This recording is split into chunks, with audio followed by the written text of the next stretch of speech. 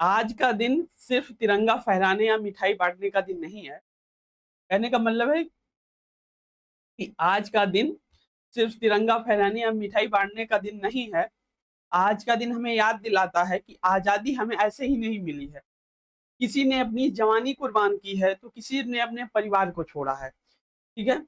बहुत संघर्ष के बाद आज़ादी मिली है और तो किसी ने तो अपने प्राण हँसते-हँसते देश के नाम कर दिया। जब भगत सिंह फांसी के फंदे पर झूल रहे थे, तो उनकी आँखों में आँसू नहीं थे, बल्कि एक मुस्कान थी, चेहरे पर एक चमक थी, क्योंकि वो जानते थे उनकी मौत एक नए भारत की सुबह लाएगी, एक नए भारत की कहानी लिखेगी। आज हम आराम से पढ़ते हैं, सपने देखते हैं, मोबाइल चलाते हैं, सब कुछ बड़े आराम से करते हैं। ये सब इसीलिए मुमकिन हुआ है क्योंकि किसी ने हमें आज़ादी दी है, ठीक है? अपने हक के लड़ने के लिए किसी ने आज़ादी दी है, किसी ने हमें स्वतंत्रता प्रदान की है। लेकिन एक सिर्फ झंडा फहरा देने से या जय हिंद बोल देने से हम अपना फर्ज पूरा कर देते हैं, ये मत समझना। ये असली देशभक्ति नहीं है। अपने काम में ईमानदारी लाओ, अपने लक्ष्य के लिए मेहनत करो और अपने भारत को आगे बढ़ाना है। देखो, अपने भारत को यहाँ से ले जाकर एक एक्सट्रीम लेवल की ऊँचाइयों पर रखना, ठीक है? असल मायने में वही आज़ादी है, अपने भारत के गौरव को आगे बढ़ाना, ठीक है? अपने देश के गौरव को पूरे राष्ट्र में फैलाना, सबसे बड़ी आज़ादी यही है। और हमारा जो तिरंगा है ना, ये जो कलर आप देख रहे हैं, ये कलर ऐसे नहीं बना, इसमें बहुत सारी चीज़ें, ये कलर जो है, रंग जो है, ये इंडिकेट करता है। केसरिया रंग जो है, साहस और बलिदान का प्रतीक है। केसरिया रंग साहस और बलिदान का प्रतीक है, ठीक है? इससे इसके लिए ना जाने कितने लोगों ने अपने खून का बलिदान दिया है, ठीक है? ना जाने कितने लोगों ने अपने लहू से इस तिरंगे को सींचा है। कितने लोगों ने कुर्बानियाँ दी हैं, बहुत, आप गिन ही नहीं सकते, इतने लोगों ने कुर्बानियाँ दी हैं, तब ये जाकर के रंग आया है केसरिया इस तिरंगे पर।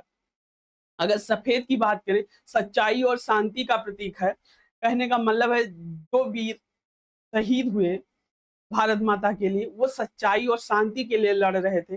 वो सच्चाई और शांति होती है, तभी एक इंसान में वीरता आती है। कहते हैं, जो इंसान सच्चा होगा, धर्मनिष्ठ होगा, वही अपनी राष्ट्र भूमि के लिए सदैव तत्पर रहेगा लड़ने के लिए। ठीक है? तो ये सफ़ेद रंग सच्चाई और साहस और शांति का प्रतीक है। हरा रंग जो है, विकास और समृद्धि का प्रतीक है।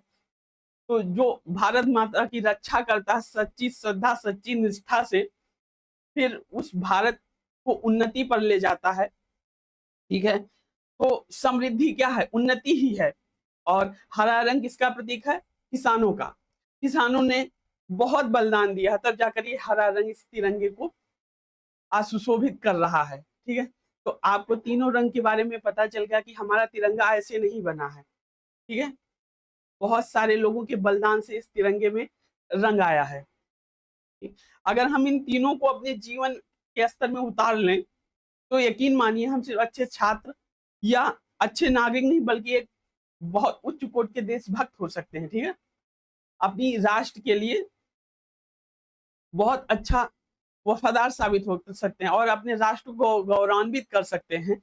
इस मिट्टी का कर्ज है, ठीक है? कुछ लाइनें हैं कि इस मिट्टी का कर्ज है, जो हमें हर साँस के साथ चुकाना है। कलम से लिखकर, कर्म से दिखाकर भारत को महान बनाना है। इस मिट्टी का कर्ज है, जो हमें हर साँस के साथ चुकाना है। कलम से लिखकर, कर्म से दिखाकर भारत को महान बनाना है। आज़ादी मिली है खून के बदले, इसे मेहनत से सजाना है। याद रखना दोस्तों, तिरंगे की शान में जीना और मरना, बस यही हमारा अफ़साना है, बस यही हमारा अफ़साना है। तो आओ आज संकल्प लें, हम पढ़ेंगे, मेहनत करेंगे, ईमानदार रहेंगे और अपने भारत को वो बनाएँगे जिस पर आने वाली पीढ़ियाँ गर्व करें, अपने आप को गौरवान्वित महसूस कर सकें, ठीक है? और बड़े गर्व से कह सकें, हम भारत से आते हैं, ठीक है? और भारत पूरे संसार में गौरवान्वित हो सके, इतना भारत को हमें शक्तिशाली, समृद्ध बनाना है। तो यहीं पर बातें खत्म होती हैं, ठीक है? जय हिंद, जय भारत।